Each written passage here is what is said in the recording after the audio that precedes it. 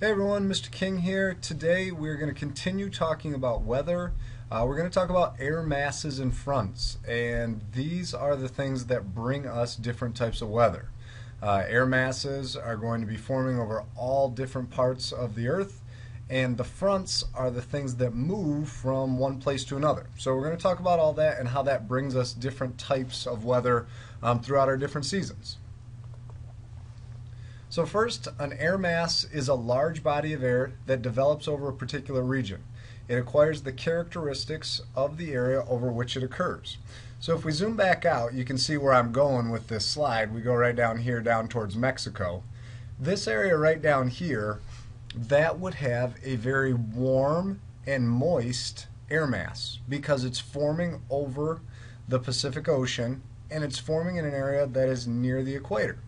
On the other hand, if you took an air mass that was forming over by Greenland or by Iceland, you would have a cold air mass. If it forms over land, it's going to be dry. If it forms over water, it's going to be wet.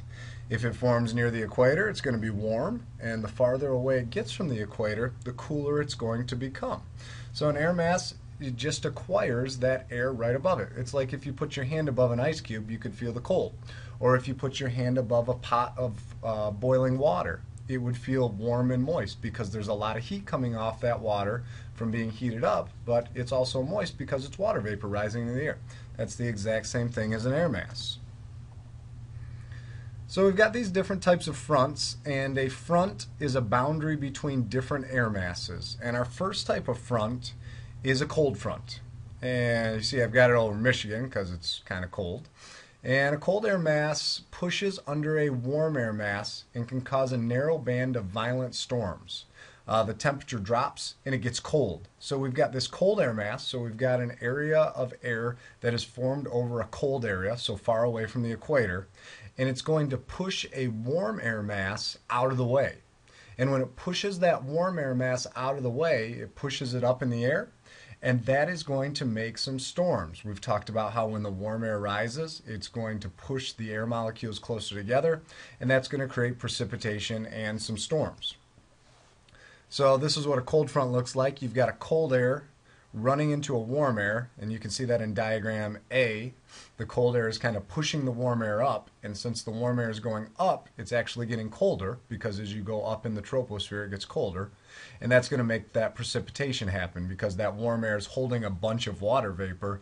As it goes up in the air, it condenses and gets colder, and so the molecules get close together, and then you get precipitation. You can see in diagram B, it's showing the temperature difference. Where there's cold air, we're in the 50s. Where there's warm air, we're in the 60s and 70s. And so a cold front kind of pushes those 60s and 70s out of the way, and cold temperatures will result. Okay, that's why the temperature drops.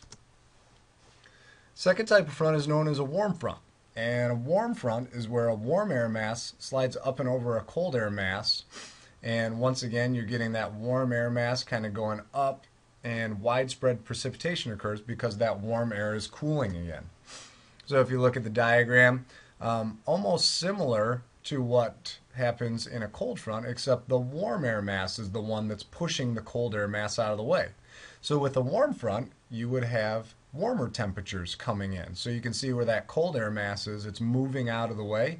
And as that warm air mass moves into the area where the cold air mass was, you're going to start to see a rise in temperatures. And that's what we often hope for when it's cold out. We hope to have a warm front coming through to kind of melt the snow or the ice or whatever we might have on the ground at that time of year. If it's warm out in the summertime, you hope for a cold front to come through. If you've had temperatures of 95 degrees for a couple weeks, we usually hope for a little bit of a cool down, and a cold front can do that. So you've got those two basic types of fronts. You've got the warm front and the cold front, and it's pretty easy to see what they do. The warm air pushes the cold air out of the way in a warm front, and then if we go back to the cold front, it's just the cold air pushing the warm air out of the way. So a pretty basic thing. It's just moving them out of the way, and we get the result. Cold front is cold weather, warm front is warm weather. Third type of front we're going to talk about is called a stationary front. Stationary front's a little bit different. This is where a warm air mass and a cold air mass meet, but neither advances. They're stubborn. They don't want to move out of the way. And so when that happens, you don't really have a change in temperature. A stationary front is going to be where you have the same weather for several days in a row. And often you get clouds and precipitation with a stationary front, but you're not going to have a huge change in temperature because you've got a warm air and a cold air that just doesn't want to move out of the way. And so instead of one being stronger than the other, they kind of equal each other out, and you get a basic, like a neutral charge almost. It's nothing happens. So you can see here we have cold air and warm air coming together. Let's say the cold air was 50 and the warm air was 70. You're going to end up with temperatures in the middle. Between 50 and 70 is 60 degrees. And so you'd have 60-degree weather for several days in a row until one of those gathered enough strength to push the other one out of the way, and then you would have a difference in temperature in that way. The last type of front, the fourth one, is called an occluded front. An occluded front is where you have a fast-moving front. It can be a cold front or a warm front, and it overtakes the other one. And when this happens, you get cloudy weather with precipitation, and these are pretty common because different winds blow the fronts at different speeds. So a lot of times you can imagine this is like if you're trying to tackle someone in football. You chase them down from behind and try to tackle them. That's what an occluded front is. It's where one front comes and overtakes another one because it's going so slow. Or maybe it's like if you're running in track and someone's in front of you and you end up catching them and passing them. That's what an occluded front looks like. So you've got, in this case, we've got warm air is kind of catching up and moving in front of the cold air. And so you get clouds and you get that warm air kind of taking past. Now the thing is, in this case, since the warm air is overtaking the cold air, if this were happening to us in Michigan, we wouldn't really feel the effects of the warm air front because it happens so quick. It kind of zooms by the cold front. And so it doesn't really change the temperature a lot, but it will change the amount of clouds and precipitation because the warm air moves quickly enough through to make a difference in the clouds, but it's not going to make a difference down on the Earth's level. We've got centers of pressure. Now with the air, we've talked about with cold and warm air, how they're a little different in the way their molecules are spread out. This is the same thing, okay? High pressure is when air sinks and usually results in dry weather with a few clouds. And as you can guess, high pressure is going to be associated with cold air. And if you look on a weather map, you would see the cold air of a high pressure is written in blue. It's a big, giant blue H. Low pressure is where the air rises and cools. Since it's rising up, that tells you it's warm air.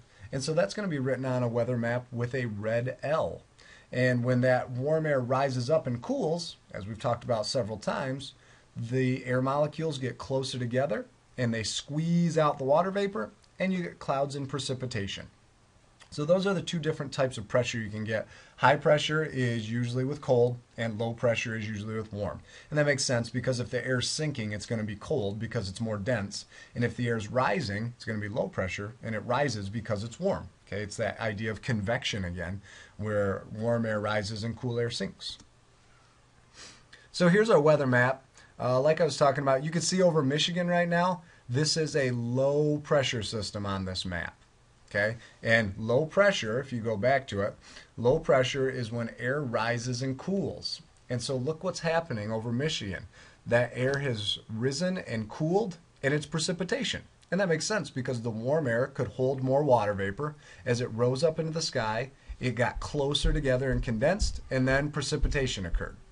For the high pressure systems, they're blue. You can see the high pressure system is usually with cold air because the air is sinking and results in dry weather with few clouds. And check out the map. Where the H's are, there's no precipitation. Okay, it's pretty dry there. You can see underneath the H over by Utah, there is a little bit of fog. You can see that yellow, but it's not going to be precipitation there. It's not. Those would just be some clouds. So as this says, high pressure, air sinks. It's usually dry, few clouds. Low pressure, the warm air rises, and then we get it to kind of squeeze out that water vapor. Then we get precipitation. So severe weather, this is when things go bad. You guys are probably experts at this. Thunderstorm develops from a cumulonimbus clouds along cold front. We've talked about cumulonimbus. Those are the big ones that are big, thick, dark clouds that hold lots. And they're up in the upper layers of the atmosphere, so they can hold quite a bit of rain, and then as they squeeze it out, we get dumped on. Tornado, violent whirling winds. You guys know all about those. And a hurricane, it's a lot like a tornado, but it begins over a tropical ocean. We get really strong winds, but it's got a lot of moisture in it. It's got to happen over tropical oceans because you need the mixing of warm and cold to get that spinning going on to make that happen. Same thing with a tornado. You need warm and cold air kind of mixing together. Now, if you are outside and it gets really dark outside, and you come inside and you look on the TV and it says there is a severe thunderstorm watch. If there's a watch, it just means the conditions are right for a thunderstorm. It doesn't necessarily mean we're going to have one. It just means one could pop up. But if you come inside and you look on there and it says there's a severe thunderstorm warning, that means there is a thunderstorm coming for sure. They have spotted one, it's moving in your direction, and you need to take whatever precautions to keep yourself safe. Same thing with a tornado. Tornado watch means they're watching the sky to see if something's going to happen. It means there's enough humidity in the air and there's enough temperature difference where we could have a tornado. A tornado warning means something has been spotted on the ground, they've detected rotation, and there is a tornado. So a warning is a much more severe alert than a watch. A watch just means it could happen. A warning means it is happening.